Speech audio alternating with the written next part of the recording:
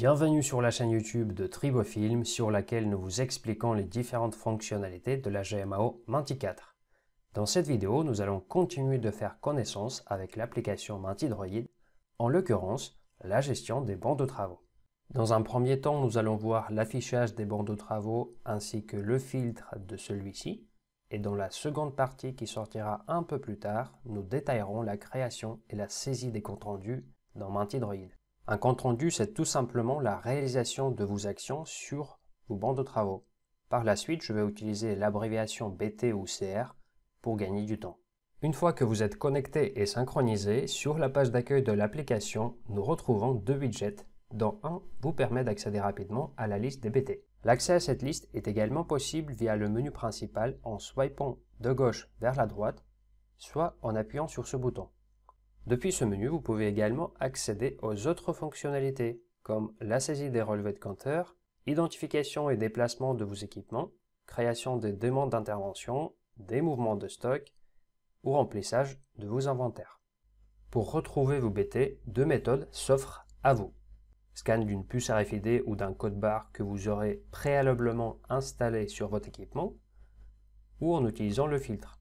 En complément, vous pouvez activer le droit scan obligatoire de la topologie pour saisir un compte rendu dans Menti Droid.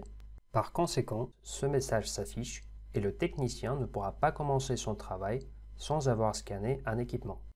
Une fois que nous avons scanné un code barre, les BT de cet équipement s'affichent. Ils sont triés par la date de début dans l'ordre décroissant. Pour chaque BT de la liste, on retrouve son état qui est représenté par une couleur, son numéro, le titre, la localisation complète et l'équipement lui-même, le type de travaux, la date de début et le retard, s'il y en a. Les couleurs des états sont les mêmes que celles que nous utilisons dans le web. Néanmoins, vous pouvez retrouver leur signification dans la partie état du fil des BT. Et comme vous l'avez constaté, si aucun état n'est sélectionné, on affiche les BT de tous les états. À part filtrer vos BT par état, vous avez d'autres critères disponibles. La date, dont plusieurs périodes prédéfinies vous sont proposées, avec bien sûr la possibilité de sélectionner une période personnalisée. Topologie équipement, l'arborescence complète s'affiche. Possible de sélectionner plusieurs équipements à la fois. Possible de rechercher vos équipements par code ou par désignation. L'icône Information en haut à droite permet d'afficher une légende qui fait la correspondance entre la couleur et le type de l'équipement. Et l'option Rechercher dans l'arborescence. Ensuite, vous pouvez filtrer vos BT par type de travaux.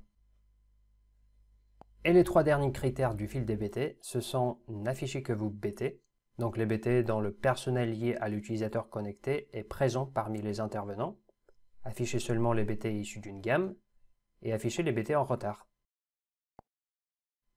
Le nombre des BT affichés par widget correspond à votre dernier filtre utilisé. Depuis la liste des BT, vous pouvez modifier, consulter et créer vos bancs de travaux. Mais toutes ces actions, on les détaillera dans un prochain tuto.